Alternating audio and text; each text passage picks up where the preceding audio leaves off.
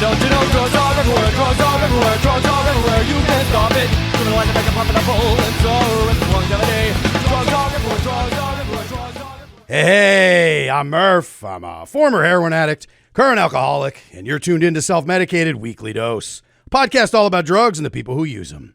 As always, this program is inspired by the harm reduction movement, informed by my personal experience using all sorts of drugs for damn near 30 years, and enlightened by my special guests. And I'll tell you what, I am jazzed up for today's guest. They're an LA-based writer, actor, comedian. They've written for television shows including Rick and Morty, The Tonight Show starring Jimmy Fallon, and the upcoming Praise Petey on Freeform. You've seen their acting chops and appearances on HBO, Netflix, and Apple TV+. Please welcome to the program, Alex Song-Xia. Hello. Hi, Murph. Hot crowd. Thanks for having me. Oh, my God. There's so many people in the studio. It is packed in the studio tonight. As soon as I said Alex is going to be here, people were jam-packed. Yeah, I haven't seen you in a while. I was just saying off mic on the West Coast here. You're also on the West Coast, but we're not the same coast. Mm-hmm. It's a big coast. It's a long coast. People don't realize. It's a big coast, not two different West Coasts. That's right. Yeah. So we're I haven't seen you in a while, so it's great to be here. Anything? What's going on? Just in general, how you feeling? In life? I'm good. Not too much going on. I adopted a dog. You Yes. also. You have bigger news than a dog. Baby. I guess yeah. it's not that recent. Yeah, baby. Yeah. No, she's she was a bit of a bigger deal. We got the dog first. We did the whole thing. You know, we went through the steps. Nice. So we got dog and baby. I recommend both. What the hell? You know, you only live once. I'm liking the first step I've taken so far. Hell yeah. Well, that's exciting. You know, there's nothing truly the emotional support creatures. I mean, this dog, like we always laugh because like Diana will go around and just lay on the floor and hug her and be like, emotionally support me. And she's like, all right. Oh, so yeah, that's really nice. Yeah, they're good at that. They are for sure. I think my dog, I think I'm more emotionally supporting him. He has like trauma, I guess, and reactivities. So it's a lot of just training and realizing like, supporting him through that. Sure. Well, then that's good for you. You know, we all need it. And then maybe down the line, you'll need some support. He'll be there for I definitely need support. He's just not he's not taking on that role just yet, but that's okay. It takes time. Hey, listen, I can relate to that. It took me a while to be a human being worth a damn to other human beings. So, sometimes it takes time. Well, listen, we got a jam-packed show. We got some fun shit to dive into here. So we'll get right into it here. We'll start things off with the substance report. This is the question. Do junkies' lives matter? Now, Alex, the mainstream media's narrative on substance use has always been trash. What I like to do is I take some topical drug-related stories in the news and give them some proper coverage. This here is this number that I pulled is a fun one. We're going to have a little... it's not all heavy and, fentanyl overdoses and whatnot. Sometimes it is. Sometimes it's something a little lighter. This one comes to us from E! News. So, they're bringing it light, nice and light. The headline here is Courteney Cox spills the royal tea on Prince Harry allegedly doing mushrooms at her house.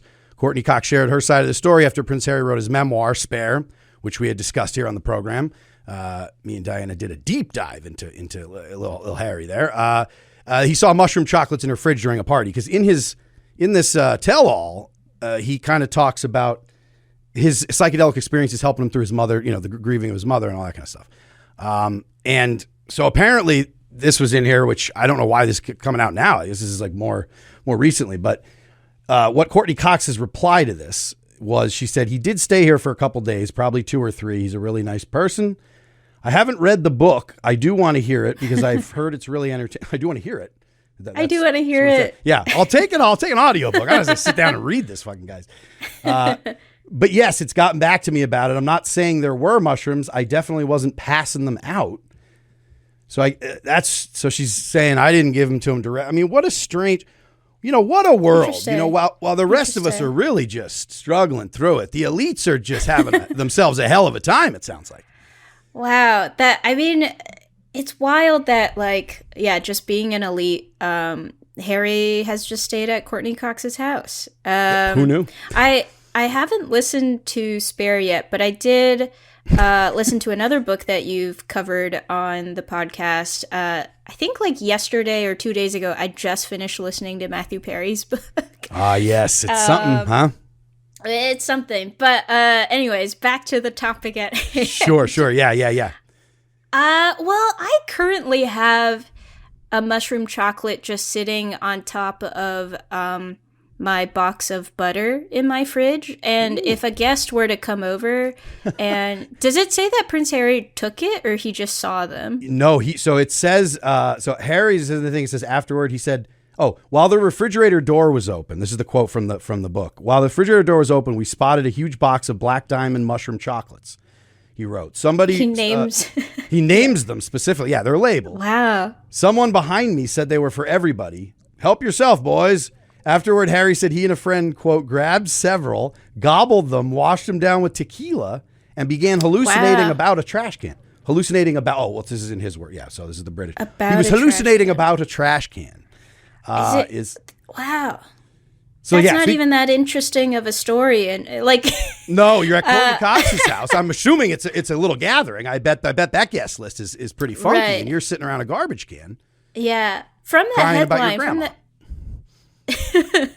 from the just like headline and then little like log line after. Is that what the like second little line is I called? think so. Log lines, yeah. I don't byline, know, but maybe. But I think the byline is who it's written by, but I'm not sure. You're right. Hey, listen, two journalists over here. We'll figure it out. I don't know how articles work at all. But yeah, it seemed like it was just about like Prince Harry saw mushroom chocolates in Courteney Cox's fridge and like kind of ratted her out in his memoir. Yes, and potentially but I'm even glad just he swiped took them. He Or potentially just swiped them, yeah. Yeah, I mean, he's help yourself. Someone behind me. He's naming names. He'll name Courtney, but he won't name the someone the mystery voice over his shoulder who just said, "Help yourself, boys." I will say that if me currently having one unwrapped piece of a mushroom chocolate in my fridge, if a guest were to come over and take it, and then we never talked about it, and then that guest writes about it in his memoir, I guess I would want to come out and say something. A month or two after. I'm on Courtney. I'm with Courtney on this one. It makes sense. If you're going to be named in this, this really salacious, I guess it probably took a little while for this part to break because there was a lot in the book. People made their way through the colonialism of the royal family and the racism. They made their way through those, and him fighting his brother, wrestling on the floor. Then they get to the mushrooms at Courtney's, and they're like, "All right, it's time." And there was also the viral part of like where he talks about he calls it his todger. When he gets frostbite on his todger. On his todger, yeah. Yeah, what was that? What was he fucking around with getting that? That's. I don't remember. I didn't listen to the book as you do with books. I only heard that viral clip. Yeah, Courtney's very relatable here. I get it. I get just being like, I don't fucking know, man. There was a bunch of people there. Like, you stole mushrooms out of my fridge, whatever it was. Probably people were texting her about like you're in Prince Harry's book. So yes, that's a fun text. She's like, I don't have time to even listen yet, but just tell me, give me the rundown. What is it? Give me the bullet points. Yeah. What's the cliff part notes with here. me in it? Yeah. I feel like this, working through trauma and everything else. I kind of said this when we talked about it, the way he goes a little bit more into psychedelics. He had a hilarious interview with Anderson Cooper, who just gives everything like nine notches too much reverence, no matter what the hell it is he's talking about. But so that was funny to watch those two. But he was saying psychedelics with the trauma, and I'm like, all that is completely I get all of that. The set and setting, though, I would just say I don't know if that's like Courteney Cox's with mystery shit out of the fridge. That could be a roll of the dice. They say set and setting. You're trying to get yourself in a situation with, both a mindset and, your surroundings to be like, this is going to be a good time. Because it doesn't have to be, even if you maybe take a little bit too much, you can still have yourself a time as long as you're in that right headspace. But once you take even a little detour, you can go, you can spiral about a trash can pretty quickly. Yeah. It's also tricky with the company you're around. I think who you're with when you do shrooms is pretty important to having a nice experience. I think smaller group, at least for me, smaller groups too, like, you know, or Smaller massive, group. or like, you know, 1 million people, so I could just float through and no one knows what the hell's going on. But this like middling, like, oh, there's 30 people at a party. That doesn't sound great to me. 30 sounds like a nightmare. Yeah. I thought maybe like small gathering at her house, but like, yeah, if it were 30-ish people, there's so many people you probably don't know that well. I know. I'm also filling in the blanks here, so I don't know if there was 30. I'm picturing like, you know, who else would be? I'm picturing like Alex Rodriguez is here for some reason. Okay, absolutely. Who says "help yourself, boys"? Who says that? Is that like? I know it's definitely not this person, but just because it was on my mind, in my head, it's Matthew Perry standing by. Perry himself. Oh yeah. Could you help yourself anymore to some mushrooms? Oh no. Oh yeah. no. Oh boy. Yeah. That would be hilarious if that's why he didn't want. He's like, well, you know, I don't want to cross streams here with our memoirs. Let me just leave him out of this. Yeah, I won't talk about it at all. Okay, it's got to be someone else. Could it have been Anderson Cooper? Probably not. But it could have been Anderson Cooper's running mate there on New Year's Eve. What the hell happens? Andy Cohen. Andy Cohen. What the hell happened? What the hell happens live? Whatever that program is. Yeah. So it could have been Andy. He's a little, you know, he's got that glint in his eye. He might stir some shit in the mushroom Yeah. fridge. Well, yeah, I mean, you know, look, Courtney, I'm glad that you know, your story was, the funny thing is this makes it to E! News and not much beyond. That's how it always is though, right? Like Harry's version of this story, that hits all the trades. But Courtney's I guess it's also, yeah, like where did she give this statement? I feel like the write-ups are so interesting nowadays of like sometimes write-ups are like, oh, this celebrity has their own podcast or appeared on a podcast. And it's like an hour long, but like for like 2 sentences, they talked about this thing. That's right. Yeah. What? No sources. I don't see. I mean, I also the No copy sources. and pasted, so I might have missed the E's source on this. It looks like it's a video. Does she talk about it in this like? She's like in front of like a UCLA. Oh God, there's a little step and repeat. Somebody got her just. Yeah. I mean, she's maybe somebody just Courtney. Talk about those shrooms. What's up with them shrooms? Yeah. Talk about it. Right. And she wasn't prepared at all. She's just answering off the cuff. Answering right off. Yeah. No, that's funny. I don't know. You know, I'm all for spreading fakey news as well. So I didn't check. I didn't check a single other source on this. I'll just. I believe you. I believe that this is true. Yeah, I did see like Chris Pine this week. This is undrug related, but Chris Pine said what actually happened with the whole Harry Styles spitting on him thing. Now that was yeah. Yeah, but it was only this past week that it was like Chris Pine tells his side of the story. And I think it's just that he's doing press for other things that like, oh, he was finally asked about this or something. Because it does feel funny that like months later, we're still hearing about I know. I'm like, this movie really did not do well. They're like still trying to get these people to just stir it up. They're like, we need to get that back up in the Google search a little bit because we got I was gonna say the DVD coming out, but there's no DVD. No, it's on HBO Max. It's streaming. I don't know. Yeah. Yeah, that was a troubled production from what I understand. But yeah, it seemed more just like everyone was like, I don't want anything to do with this anymore, and it took forever, and now it's end the festival, so we got to come and just spit on each other, I guess. Yeah. But I guess it's just like, oh, whenever one of the other people involved is doing like a press tour, that might be when the next part of the story comes up. Yeah, I love those, like, because eventually someone it'll be too long, but like. They're just so conditioned to just be like, play the game. But it's fun when they eventually are just like, I'm not fucking talking about that anymore. Move on. Like, no, I'm done. I'm not doing that. Yeah, please, absolutely. Stop with the And spitting. then there's also the like, something no one ever asked about, but then like 20 years later, they're like, yes, we did jerk each other off. Yes. Yeah. Like, funny, my to prepare for this role, I got years ago, I was tugging somebody off. Yeah, that's a fun reveal. Yeah. For an Access Hollywood, especially, I hope it would be one of the fun campy outlets would be nicer in E! News. Well, you know what, Harry? Here's the deal: we got both sides of the story. We'll sort it out. We don't know what to believe, what not to believe. Hopefully, there's a follow up that we can listen to, or maybe at some point, just the grain. We'll just put it. We'll somehow embed it. We don't even have to listen or read anything. It'll just be in our minds. And you'll tell us who this someone is, who the secret someone who told you to help yourself. We gotta know who the someone is. Well, we'll slide on over into another segment here, Alex, and I'm very interested to talk to you about this one. This is the fog of drug war. War. It's fantastic. So, like all wars, there's a lot of confusion in the early stages.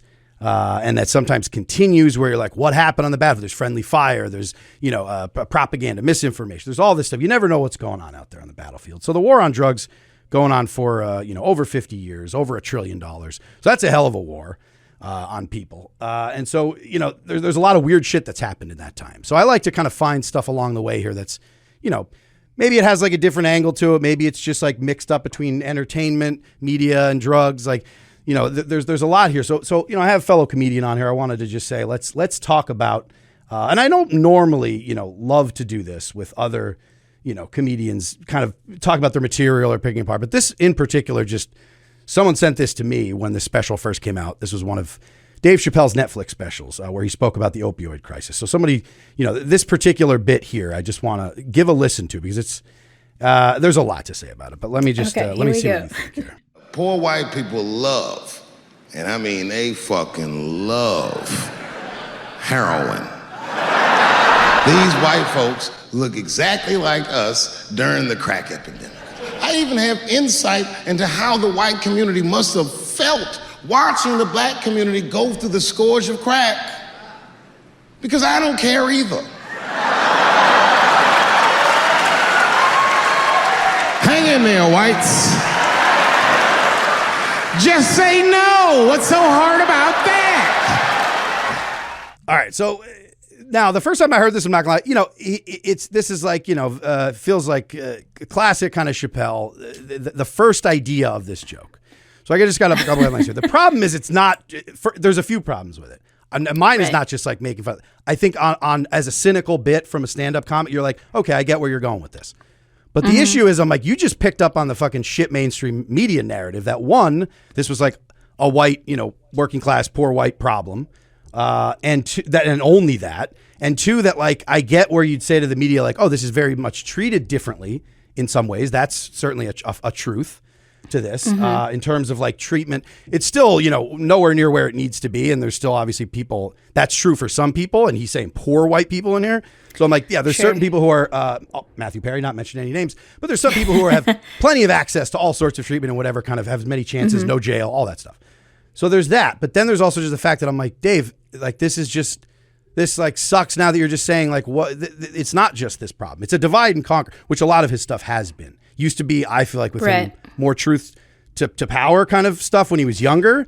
And now it's very divide and conquer, like angry old rich dude, like bitching about stuff. Like it seems like. Yeah, it does feel like at a certain point when he's been like rich and famous for so long that like it's hard for him to still be on the frontier of like, the envelope pushing stuff of his early career. Yeah. Not even to mention all the trans stuff. Sure. Yeah. No, I mean, we could go off for a while on this, but this specifically was at least, I kind of wanted to speak to, because there's a lot of issues with him just being like, I feel old and out of touch. There's the blocking of affordable housing being built in Ohio where he lives. I don't know if you've heard about that shit, but he's showing up to town hall meetings being I mean, he's just like a rich old, like he's rich and old, so it's like, he doesn't have any edge that he thinks, and he just keeps, repeating the same, like, oh, I'm going to just hit these hot button, stuff for the news that they love to eat up.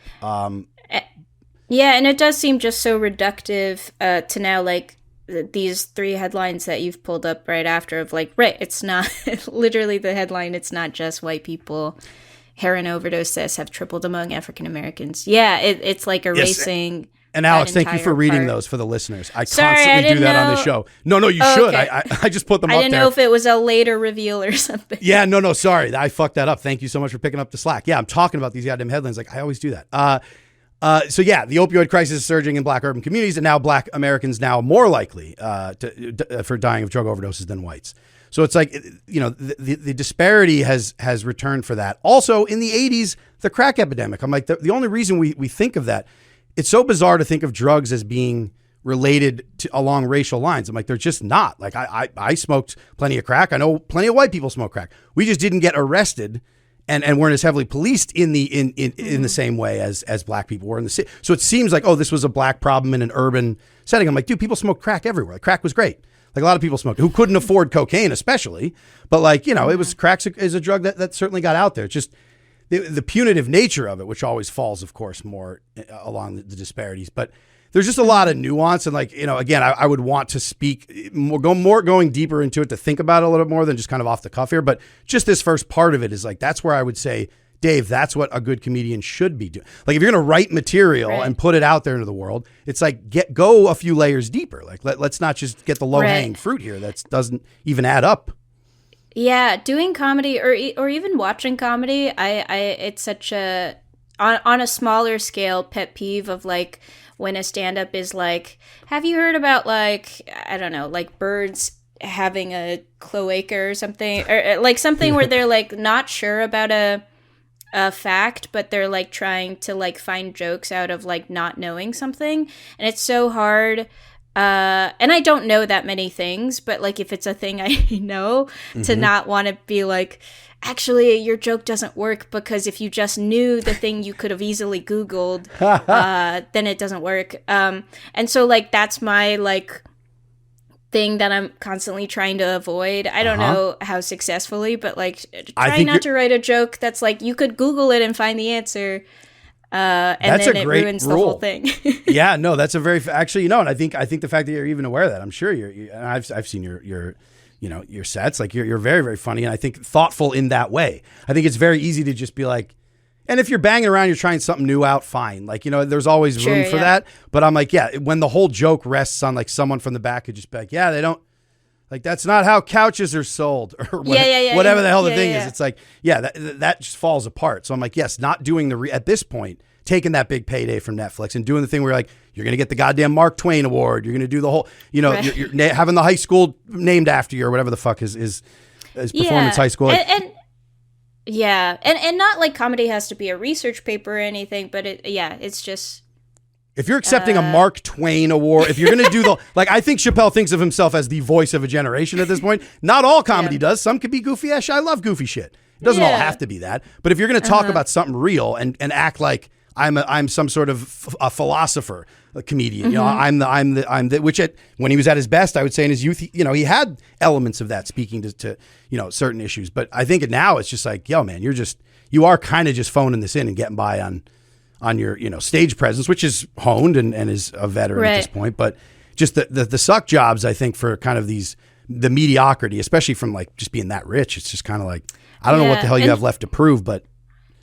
And just like doubling down on like when people have like called you out or something, and instead of being like, oh, maybe I have more to learn. Yep. Yeah, that seems to be like a rinse and repeat that goes on now too. It's like, oh, we know the spaces where we can go to like on a podcast or to do whatever and say, you know, oh, people, it's just all straw man. It's all like you're just talking to an imaginary Twitter account. You're talking like a single Twitter account that you have in your mind where you're always, you know, complaining about whatever. And you're like, yeah, some of it's just feedback.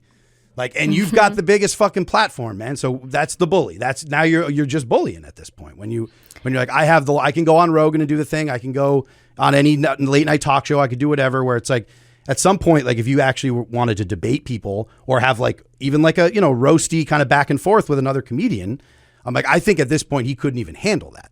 Like, I think he's good in his spaces where he can like, you know, just thinking of a lot of the stuff I've listened to him do. It's like, I think he's putting himself on a pedestal where I'm like, you haven't done anything in a while to really even, but that's me. That's just me with yeah. Oh, who knows? Man. Yeah. Well, it really was just, it was a great, like 1-2 to like have you play that clip and then immediately have like 3 articles to show. No, I did a little iMovie thing. I set it up. Yeah. It was great. And thank you for reading them, because then I set it up. I didn't even fucking read the goddamn things. Beautiful. Thank you for the assist on that for sure. It was a great visual element. Hell yeah. Hell yeah. Yeah. So like, I mean, that's just it. And I feel like I said before, I don't, I love for people to try things and everything like that. But I'm just like, at a certain point, I think you just want to be better when there is so much to unpack here that it's like, just do a little work and find what's funny about it. And it's definitely not just taking a shit and watching it roll downhill. That's not that fun. Like you can start there. I liked what you said about like, oh, it's like the first joke, whatever, of like, I'm not opposed to hearing that first part if you then get somewhere different, I guess. But Yes. yeah, it sounds like you stay in that first part. No, he stayed. Well, pardon. You mentioned your dog. This is a terrible segue. You mentioned your dog 20 minutes ago. That was my segue into this next segment. Because this is now I also should have asked you this. I don't know if this will be disturbing to you or not, but it's a PSA. We're I'm a child of the 80s. I grew up 80s and early 90s. I feel like were the heyday for anti-drug PSAs. There's so many outrageous, ridiculous, fun ones out there that I've been compiling. We can kind of, take a look at them and dust them off, see what we think, how they hold up. My understanding too, growing up in the 80s for PSAs was propaganda, stigma, and ALF. Losers are users, so don't use drugs. Don't use drugs. That's what I thought. Turns out, Alex, they're actually public service announcements. And yeah, so the thing is with this one in particular, I was trying to give some sort of content warning there. It's an animal-based one, but it's we're going to immediately explain why it's terrible, and it just is what it is. But there is a rat in a cage situation here for this one, and you'll see. Yeah, you'll see what I mean. If you don't want to watch, you can certainly turn away, but you'll get the gist of it. Only one drug is so addictive, 9 out of 10 laboratory rats will use it. And use it. And use it. Until dead.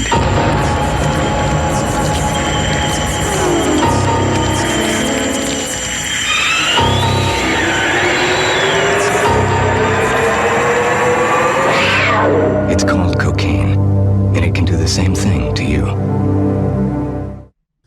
So, for the listeners there, that was man. You might have thought it was a cougar or a panther or something at the end because there was like a big growl on the last, like the death growl there was a weird like rawr. But for the listeners, that was in fact just a lab rat in a cage. That sounds like a terrible day on set. Like especially if it were the 80s, they just kill a rat? Oh, sorry, that was that's right. It was also that was a very real rat. Yes, probably took them a few to get the shot. Yeah, that sucks. That sucks. No, it definitely sucks. Yeah. So what's funny about this one in terms of like how this holds up? Yeah, let's make this funny. Is that like you think about this. The limitations and what this experiment is. So rats are very social creatures, very, very much love families, they spend time with each other for most of their lives and they like to intermingle with other rats. Like they're social. So you take a rat into isolation, you have one rat, you don't give him any fucking food. You're just pumping him full of cocaine. I'm like, who wouldn't what is the point of that? You'd be like, so yeah, I think people would likely do the same. Like to prove the addictive nature of a drug, even that's like a faulty experiment from the start. You would just be like, well, you're going to take them out of their, like, it's already bad enough. Like, but I get with medicines and stuff that doesn't matter if you're just trying to be like, well, we're pumping them full of this thing or that thing, or we're putting, eyeliner on them to make sure whatever experiments you're doing, that doesn't require like there's no other psychology behind it other than just like the medicine. Right. But in this case, I'm like, you're just isolating them and putting them, pumping them full of cocaine. Like what? So of course that's what they'll do. Also, I don't know if this is the thought I would have had as a kid, but maybe as a teenager, but I would have just been like, well, I'm bigger than that rat. I think I'll be okay. Yes. Yeah, right? Like just a pellet, just some pellets of cocaine. I can handle pellets of coke. No, it's true. It is true. I don't know. Oh. Yeah, so there's layers to this being one as being like, just getting, addiction just out of the gates, like just wrong on so many levels and how different it is for everyone. And it's a lot about material conditions and your circumstances and everything else. And there are some things that are just substances that are physically addictive for sure. But cocaine is also notoriously like not necessarily one of them. Like he says, like the most or the biggest addictive. However, he starts it off. Like there's one drug that's so addicting. I'm also just like, well, I don't. Oh yeah. Like that's not. Like, I was like, bro, you never gone through fucking heroin withdrawals. It doesn't sound like that. That rat ain't been through shit. Yeah. Yeah, come back with the heroin rat PSA. That's right. Yeah, the heroin rat's got some stories for you, my man. Oh boy. Yeah, so I feel like that's like. Also, I'm pretty sure now. I'm gonna do the thing I was just talking about, where I not totally know exactly, but Johan Hari is I remember did a talks about this experiment after this that they like. There's another rat experiment that someone did specifically with drugs and with community. So it was like a rat city this guy built. And he like basically was like, yeah. So this is like years after this one, because this is also this was an old experiment, I think, done from the 60s or 70s or something. Wait, so, that was an experiment that they just recreated for the commercial? For the PSA, that's right. No, this was a real experiment that was done like to be like, what is the addictive properties of cocaine? Got it. Okay. Yeah. Okay. I mean, there's weird fuckers in labs doing all sorts of experiments on shit. But yeah, Okay, this was and then one. So later on, someone did Rat City. Someone Which kind is of, a I think, great band name. Rat City. Yes, an incredible rat name. Yes, a proto-punk band, Rat City. Yeah, so they did like a bigger version where they're like, we're going to let the families be together. We're going to let rats do socially what they would do in a subway tunnel, to be together and have actually exercise stuff for them, have food and stuff. And remarkably, and again, there's people who there were critics of this study as well. Nothing is like perfect. But what's interesting about that one is they sometimes use the drugs, sometimes they didn't. Some of them did, most of them didn't. There wasn't this sort of destructive like behavior and stuff. So it's this idea where if you create scarcity, like this experiment actually does work on some level, I would say, that maps to humans, which is if you have people in isolation, you have scarcity, like, you're hoarding resources from them, you're putting them in, trauma, all this shit. If you're putting that in there, it's like, yeah, people are going to use a lot of drugs. I think we don't need more experiments to say that. I think we've seen that in real life. Yeah, if you're holding a rat or a person and like the only way they can feel good is with this drug you've put in front of them, then there's no other way to like, yeah. Yeah. I'd kind of question an animal's like emotional intelligence if they didn't just, eat cocaine until their heart exploded, like in that situation. Right. They're like, well, I saw that PSA with the rat, so I probably shouldn't as a rat myself. Just going to go stare at my droppings and enjoy the rest of the day. Yeah, no, I mean, it's been disproven on that level, I think, too, where that experiment does map even more to just be like, yeah, if we are social creatures and we're looking for love and for not being in isolation and like whatever that means to us, like purpose and stuff that isn't just being ground through the fucking gears of consumerism, wage, capitalism and all that. If we're not getting ground up in that in a cage, it's like, I think the same would hold true for people. I think experimentation and enjoying drugs, yes, but I believe that with like that less trauma and less your material conditions being better, we'd see far less of the like very harmful drug use. I think that's like not a hot take at all. Yeah. I think that's pretty straightforward. I'm also interested in Rat City. So you said the rats would use it sometimes. Like, was that rats doing drugs recreationally? Is that what happened? Yes. That's so cool. I know, right? Yeah, I think it went to that level where it's like, oh, they'll use it sometimes, but just not like it. Almost like, yeah, a little party. After a nice long week of like out around the city doing their thing on the wheels. They had a place to exercise, like plenty of food, water, their family. They had raising kids. Yeah, no, it is funny to be like they were responsibly being able to use it. They were just like, I could unwind. I earned a little bit of fun time. Let's have some fun. We'll put on a record. We'll boogie a little bit. It'll be great. Yeah, I mean, that's awesome. That's sensible. Recreational drug use from rats. That's far more interesting. We should shoot that PSA. Is interesting. With like not real rats, I guess. Yeah, no, I will find human actors. Human actors playing rats in Rat City. Ooh, yes, we got to get that script floating around. Who will sign on to Rat City? I mean, I'd put myself in that experiment. To be fair, anyone who wants to join me, I would start with myself. I think that sounds like a fun thing to do. I'll come live in Rat City. Yeah. Oh yeah. Hell yeah. We built Rat City on Coke and Coke. All right. Well, that's our PSA for this week. We learned a little bit about the prince, the former prince, the Duke. He's not even the Prince. Who? Harry. Yeah, he's the second. However they do. Did he used to be a Duke? Is he still a Duke? Is that how it works? One's a Prince and one's a Duke.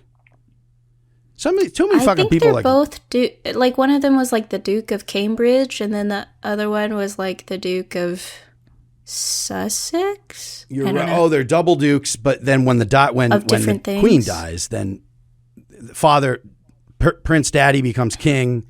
Yeah. First, Daddy's son becomes Duke Prince, and Duke gets a Netflix deal. I think those are the official. Yeah. That's how it goes. Yeah, that's how. I mean, that's the royal. I mean, this it's complicated, but it's complicated. It's weird to think that Prince Harry is just living somewhere along the West Coast with us. He is. That's just where he is. It's you, me, and Harry. It's that big West Coast, but we're all one Harry. Out here. I love it. That's the sequel to You, Me, and Dupree. you, me, and Harry. Yes. Oh, bless. Well, listen, Alex, I want to get to know a little bit more about you, and I think the listeners do. So it's about time for the glasses to come out, and we're going to take a step inside the user studio.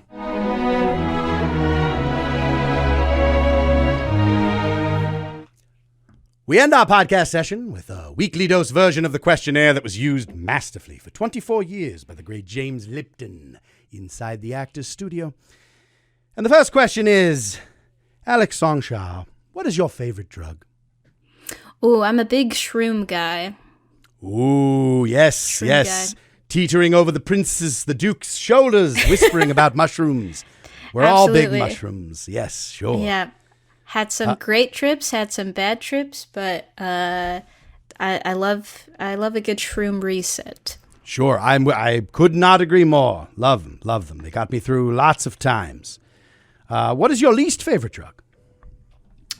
I don't know if I have one specific one that's my least favorite. I think my least favorite drug experience is when I've entered into it.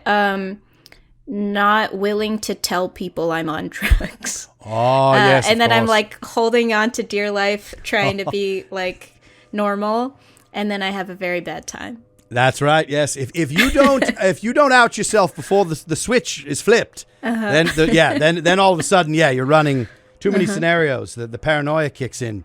You must let people. Yeah, I agree. I've been there as well. I've been there. I get very quiet, which is an immediate tell, but I go inward. I often go inward when I get in those situations. Same here. What age were you the first time you found yourself under the influence? Of anything? Probably like 16 or 17. I felt late to the party. Yes. Maybe like junior year of high school, just like drinking. Sure. Yeah. You're the generation. I found myself. I thought maybe early. It's hard. It's all relative to be early or late, because I know a lot of people didn't till they were of age, of 18. So I think junior year sounds like the perfect time to start. I guess it's like similar to like when you talk about like the first kiss or sex or whatever. Of like, there's always a measuring stick, but it's all kind of made up. That's truth. Yes, I guess, yes. It's the measuring stick tends to stretch and move in different directions depending on who you ask. It's a wiggly stick, one of those. It's a little wiggly pencils. It's a little wiggler. That's true. And what celebrity's overdose death has had the most profound effect on you? Ooh, was Philip Seymour Hoffman? That was one. Indeed. Yes. Yeah, I remember like being in an acting class at Atlantic Acting School in New York when that happened, which I think he had either he'd like been involved at Atlantic in some capacity, I think. Oh my. And then also I don't know if this one was drug or not, but Anthony Bourdain. Yes. That one was Yeah, yes. A Lust for Life from Anthony Bourdain. I don't know what happened there either. It was autoerotic asphyxia was what I thought, but I could be absolutely wrong. It seemed like it's weird because it is also a thing I could look up, and yet I don't think I will after we record this. But it seemed like it might have been like an ending his own life kind of thing also. Sure, yes. No, I'll tell you, I've looked up how people have died too many times on Wikipedia to then forget. I'm like, well, I'll have a flash where I'll go, I've looked this up 5 times now, for Christ's sake. Wikipedia, please. Just. Yeah, those are 2 big ones, I think. Yes. What is your favorite slang word for cannabis? Ooh, I was thinking about this when I listened to a previous episode. It's not one I actually say, but I love the ganj. Oh, that's very fun. The ganj is very fun. You should say. It's tough. Okay, you must commit. will. You must commit to it. There's a confidence that goes along with it. If you mutter it, you're in trouble. I'm all like, hey, anyone want to partake in the ganj? Ganj, like, what was that? You're like, no, I'm not. Nothing. What drug would you like to deal for a living? Oh, interesting. The first thought that came to mind was Adderall. I don't have. It's something that a couple of friends have recently gifted to me, like different forms of Adderall or Ritalin, because I kept asking. Oh, wonderful! In a shortage, in the midst of a national shortage, these are friends. I heard there's a national. These are true friends. Those are good friends. I keep.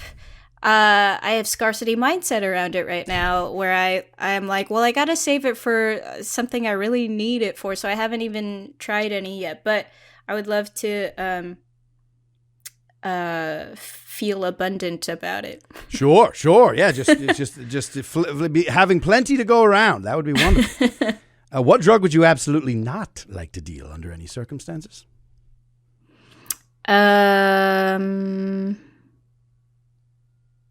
Anything in brick form.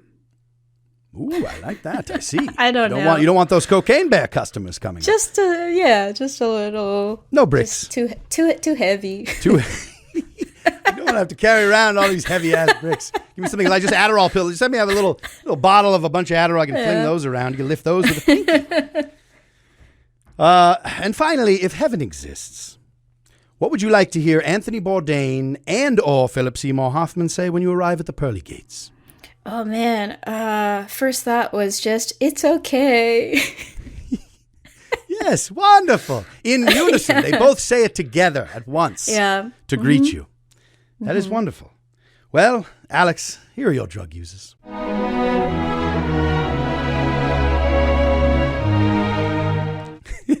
I love that response. That's very comforting. I really didn't know. It's comforting. Yeah, it's just, I think it would be comforting. Yes. I really didn't know how it would feel to be inside the user's studio, but it was very whimsical and fun, and I learned a little bit about myself. Wonderful. Thank you for doing it. I never know how it's going to turn out in this user studio. I'm always, I'm struggling. I'm trying to channel all sorts of things. I don't want to straight up do Will Ferrell's James Lipton, but I want to try to make him out, but I'm also like, it's not James. I'm not doing it. So, I'm trying to figure myself out. It feels like your own. It feels like your own. And the glasses really, it was like you were transformed. Everything. If I tried to do without, I would be embarrassing myself, frankly. Well, Alex, if you have anything else you want to, any parting words, any projects to plug, social handles, whatever you want, the floor is yours. I guess my social handles are at Alex Song-Xia, it's just my name. And then a thought I had that I didn't get to say inside the user studio was that the last time I did shrooms, I wrote down in my journal. Well, actually, maybe I'll just read it word for word because I don't really remember. God, yes. Wait, hold on. Let me get my glasses. Sentence. My goodness. We're back. We're back inside the studio. Okay, back inside the studio. Sorry for the pause. Oh, okay. I wrote, I am a god / I am just a kid on drugs. I am a god / I am just a kid on drugs. One and the same. That is the Holy Trinity coming together. It's all of the, yes. The most powerful I've ever felt. Yeah. Is a kid on drugs. That is truly, no, that's poetic. That is. I love you know what? And a handwritten journal as well. And a handwritten. There was another. It spiraled for a bit. At one point, I just wrote, "I exist." Nice. So that's nice. Something. Yes. Yeah. I tend to tell people I love them. I have some notes. I wish I carried around a journal because the notes in the phone there aren't as. They don't feel like you're really getting. There's always a disconnect. Whatever's at your fingertips is yes. Great, let it flow. Let it flow. Yeah, you just got to see what moves you. Well, thank you so much for sharing. And if you ever do get into into that chocolate that you have there on the butter dish, in the butter bin, whatever it is, just you hear someone over your shoulder. Help yourself. You'll know. Okay. And I appreciate you journaling. That might be God.